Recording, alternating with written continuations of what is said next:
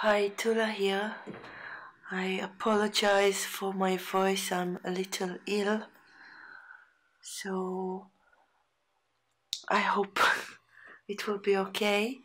I am so happy to finally upload and show you this work that I am completely enamored with.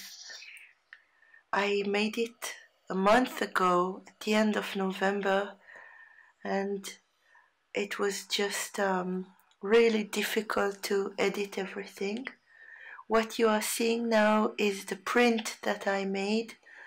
I made it in my beautiful professional printer on some lovely paper by Moab. It's really high quality, and I think the piece came out beautiful. I will show you soon how I made it, or parts of it, but I really wanted to show you the detail of the print.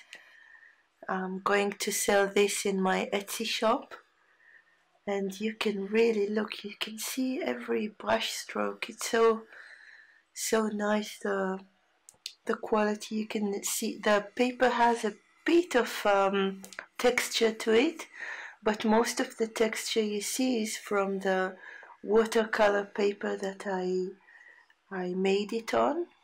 And this is the sweet little bird. It was made with watercolors and gouache and pastels and pastel pencils. And the original, 2 days after I finished it, the original, sorry, 2 days after I painted it, I had the opportunity to put it on show in my village. So for the last month I've been staring at this print, and I'm still in love with it. The day after I finished it, I was in such a high. I couldn't believe I created this myself. This is I didn't think I could. I have the ability yet to do something like this, and I think you can really feel the tenderness that I felt when I made it. And I really like that. Again, I always like it when I have contrasts happening in any artwork or design piece I make. I love how some parts are feeling more realistic and some are feeling surreal, and that some parts are really exact in the work and some parts are so rough.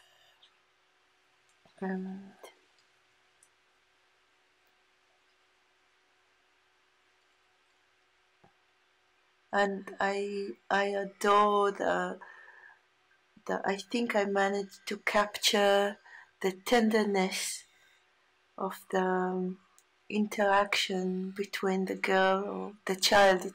You could see a boy in it as well, the child and the bird.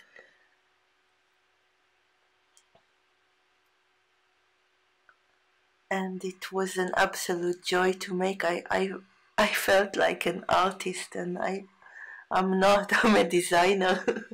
I really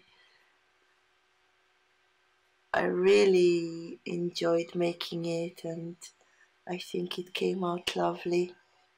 And this was with the Rembrandt set of pastels that I have, the old one that maybe you've seen in a previous video.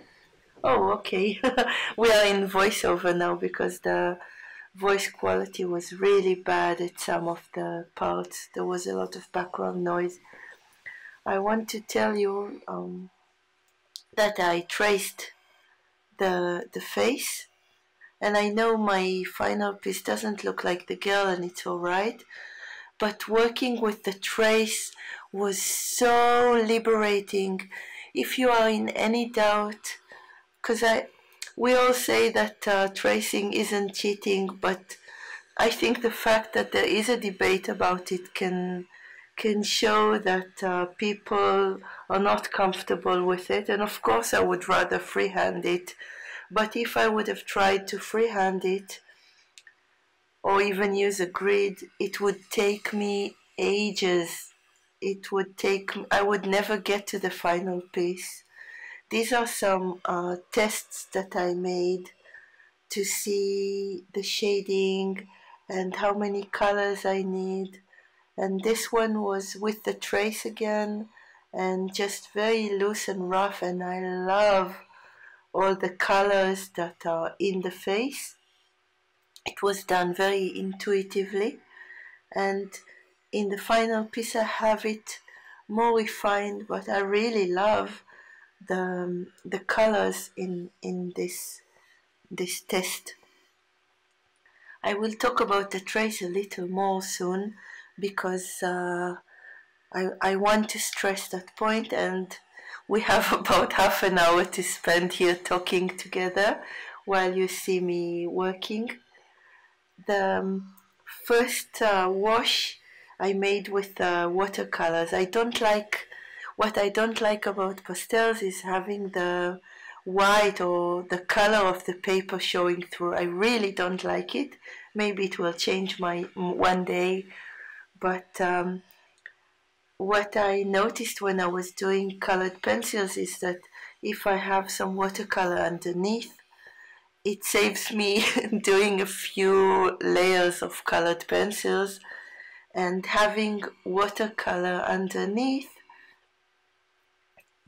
freed me from the little specks of white of the paper showing through. But the watercolor came out very light, and so I decided to try some gouache. I heard someone say, and it makes a lot of sense, that gouache and pastel go very well together. They're very good friends because they both have some chalk substance in them, and that made sense. So I made a second layer of gouache, and now I'm coloring the background. Initially I wanted to have just the face of the girl looking down and have a very dark top behind her, like where her hair in the background is, and have the shirt fade into dripping toward the bottom. So now I'm making a very dark gouache background to again save me from having the white of the paper showing. And the gouache was really nice to work with.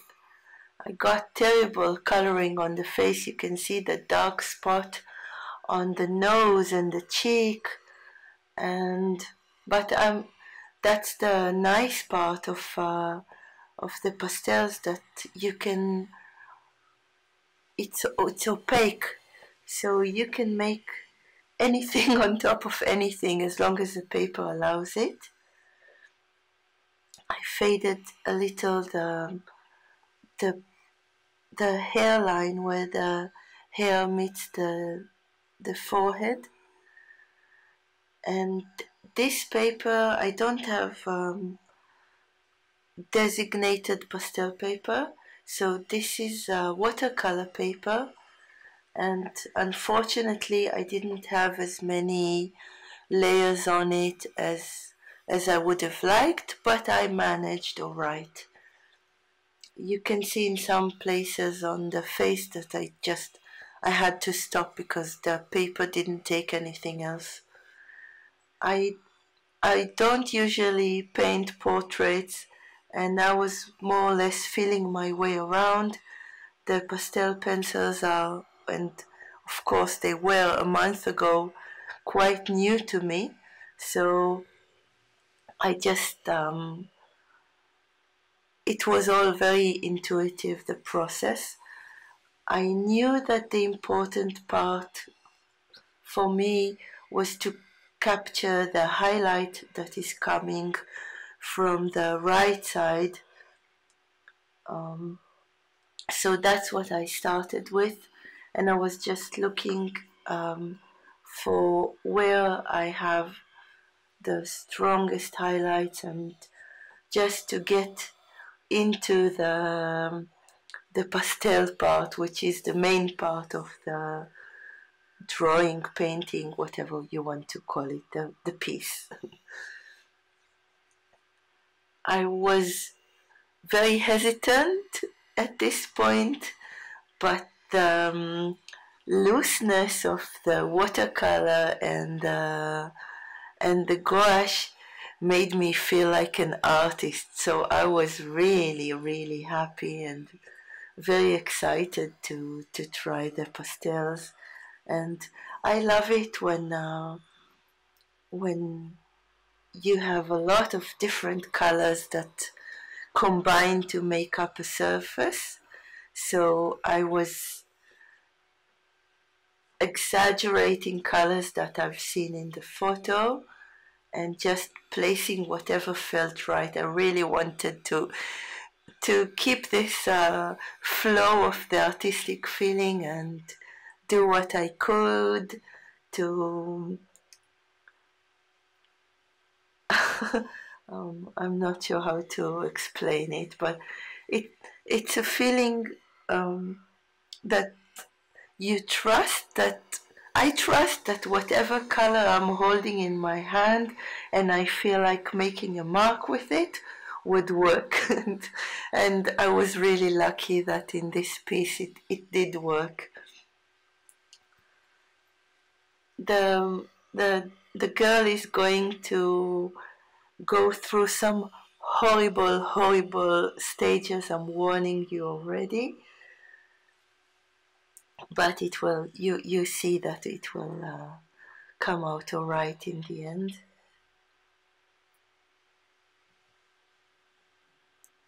So I will talk again about using the tracing. What I did was I took some transparent drafting paper and I simply place it on the screen, and I save myself more prints and a lot of work. And I just did the major shapes of the girl's face, the eyes and the eyebrows and the shape of the face and the shirt. And I then go with some pencil on the back side of the trace, and then I put it on top of my paper, and I, with a fine pointed pen, or again the mechanical pencil I work with, I just trace it into the paper. And I was really surprised by the position of the mouth. If I had to draw it myself, I would never put the mouth where it, excuse me,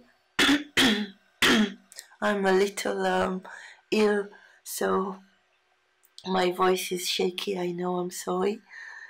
I was really surprised by it. I would never put it there, and thank God I had the trace. And if I tried to do it, I have so many works that I never finished where I tried to draw myself with the grid or just freehand or measuring, you know, with the thumb and the pencil or the brush. And they are all in the drawer and they are collecting dust.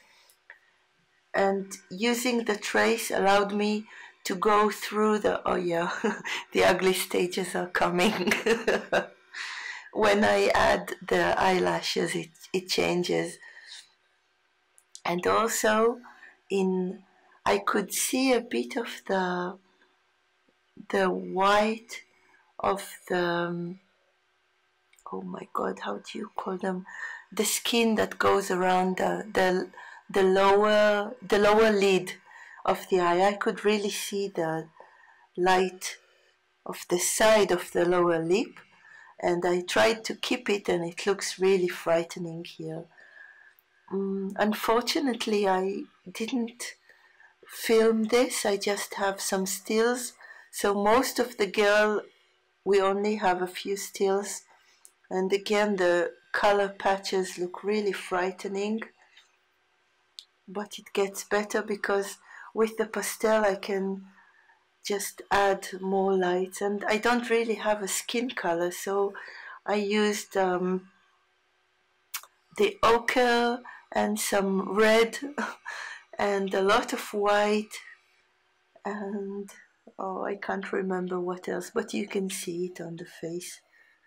And the coloring on the neck came out too dark. I know she looks like she was bitten, but I corrected it later on.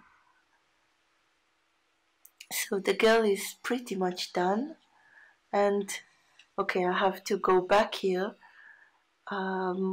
When I finished her, it felt like she was too sad, staring at the emptiness of the shirt. And that's not the feeling I wanted to convey. So I thought I want her to look at something very fragile, and I love birds, and having a little bird felt right. And the concept, the idea started to come to me that I want to capture this fleeting moment of childhood, and the bird married very well into that idea, because the bird is there for a minute, and when we look away, the bird might fly away. And when I was really pleased with the idea of having some of it realistic and some surreal. So I have the clouds in the shirt. So we have a horizon opening in the middle of the piece, and I knew that there will be a little bit of foliage in the background, but I wasn't sure exactly what or which. And when I thought of making the bird, I did like a collage of different photos, and I made this specific pose of the bird. It's not a realistic photo of a bird, and it's not a realistic bird. The colors are my imagination. And at this point of making the bird, I'm not sitting in front of the computer, so I'm working from my memory and what I remember of what the bird should be like.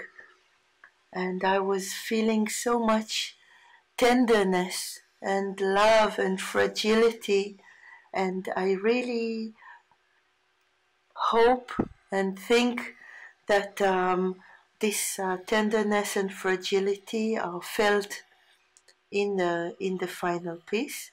Okay, soon we will have the original sound recording, because at last the noises stopped, and I could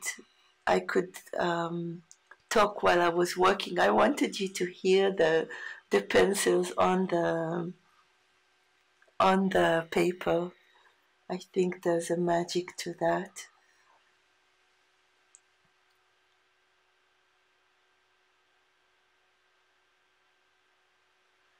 What else did I want to tell you?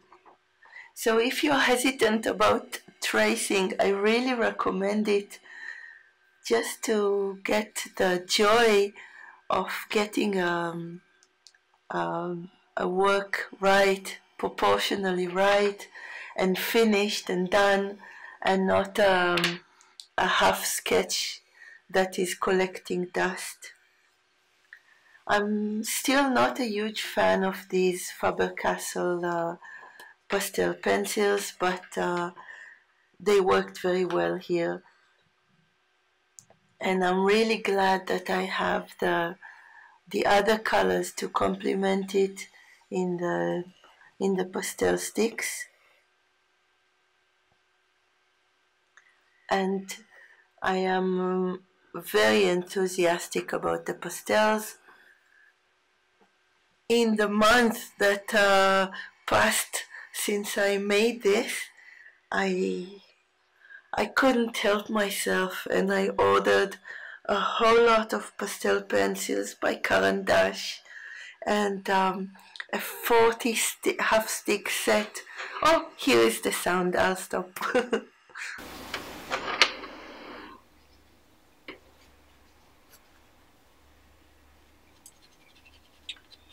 I should probably at some point open my computer and make sure that my little bird does look realistic enough. But I think I have a good memory of the little feathers in the chest, and I don't want to get too specific. I just need the highlights to be here, like I have on the girl. Little less shiny, of course, but I think that will make a lot of difference.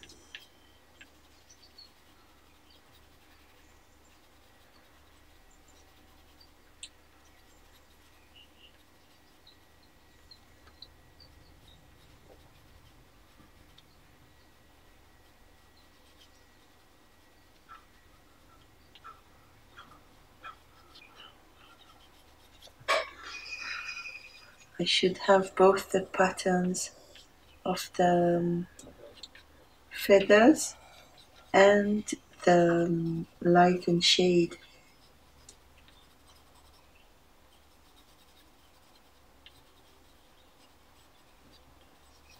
I think I'm getting a good feeling of depth here. The orangish brown made a big difference here. When we come to the chest, this is all the chest. Well, all of this, but this is the soft part. And I do have the blue underneath, but that's alright. I think I'll give it, I know it's going to be greenish, but I want a bit of yellow here. And this is the yellow I have. I can use another one.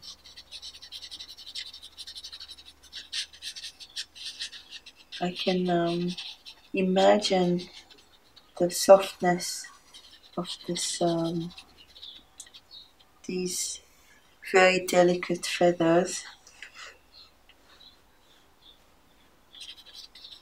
So I see it in my mind's eye. While I'm drawing, I can really feel it. I think I'll put just a bit.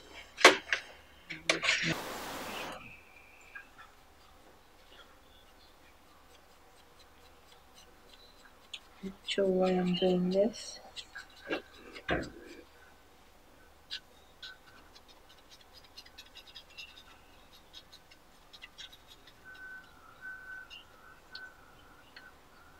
This is the body is going this way.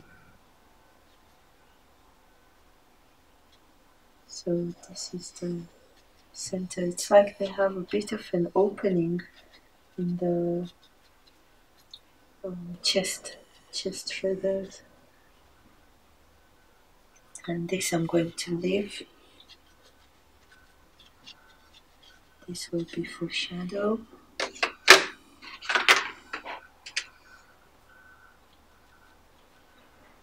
Darker brown.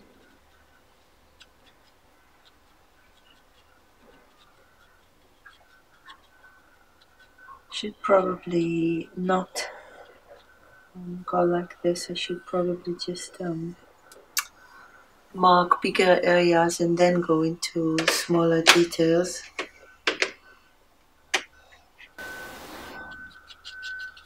Pink.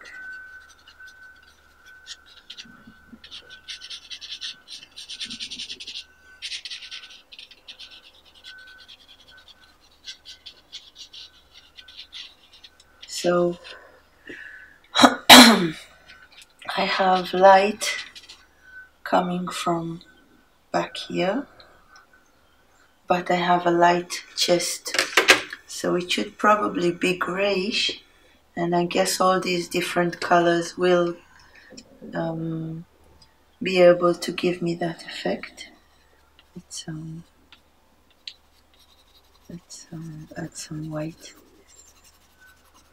The white gives me an indication of how light I should go, and it also blends all the other colors. This is not pastel paper, so I don't have as many layers as I want.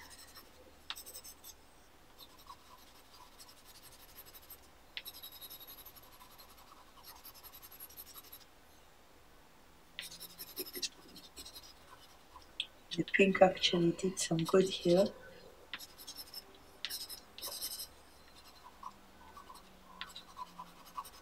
So this is the lightest area. And to go really light, I should use my Rembrandt white.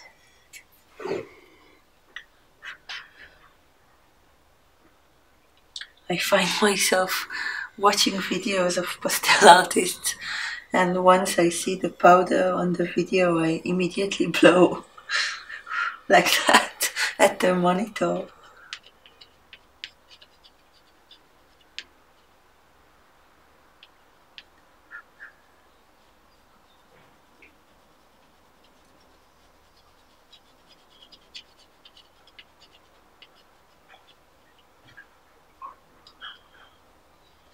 I have to say I am absolutely loving the pastels now. They give me a feeling of freedom that I don't always have. Now let's see. The head sits on top of the tiny feathers coming from the head will be on top of this chest area. I'm afraid I'm getting all the dust under my toilet paper.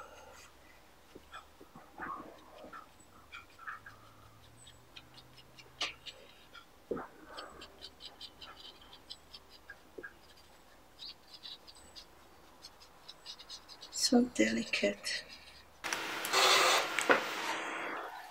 Alright, so I'm going on with the voiceover now, and unfortunately I don't have the whole bird documented, but I have a little bit more, so I hope you can get a feel of my process.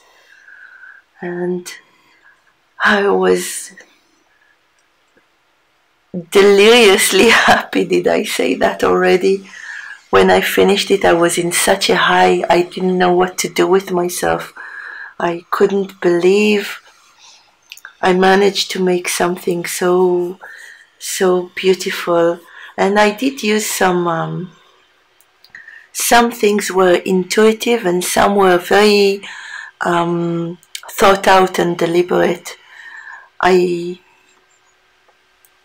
When I did the girl, it was more intuitive where I placed her, but when I put the bird in, of course I put it where the child was looking, but I also noticed that it's pretty much in the thirds, so it's following the rule of thirds in a way.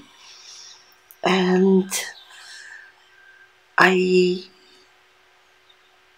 told you I love having the contrasts of the realism and the surrealism, and having the sky, and I feel like it well, you should see it when we see the whole picture, which we won't now, but I feel that it really pulls you into the interaction between them.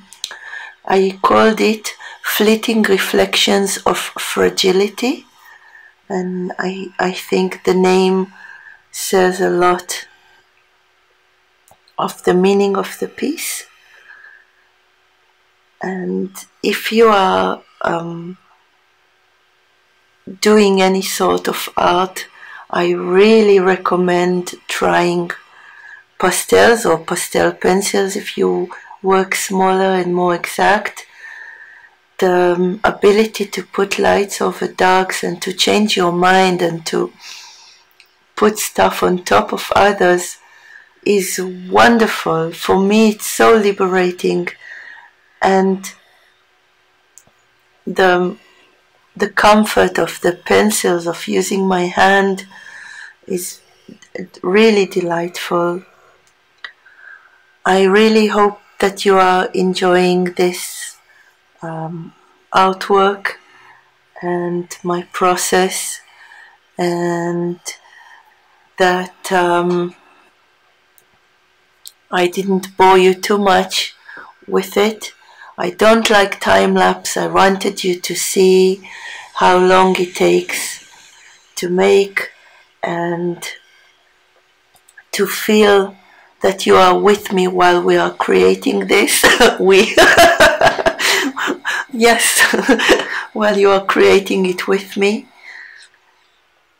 I was having a lot of fun creating the loose foliage in the background, and I think the darkness of the branch was adding a lot. And oh, I lost my train of thought, of course. One other thing, if you are following me because of my calligraphy work and you are disappointed that I'm changing direction on you, and maybe it's not fair to say it after 30 minutes of having you watch a pastel work. I'm sorry, but I can't help where my curiosity pulls me. I have to follow it, and I feel that I am growing as a designer, as in my art, and I want to create works that combine medias, because I love the dip pen and I love the flow of the ink. That is a lifelong passion for me. Ink on paper, any sort of ink on any sort of pen. So it's not going to go away, but probably a lot of the focus will go on to the pastels now. And okay, I'll wrap it up. I thank you for watching with me. I hope this inspires you and gets your creative juices flowing, that you are either working along with me or that you will go and create your own thing.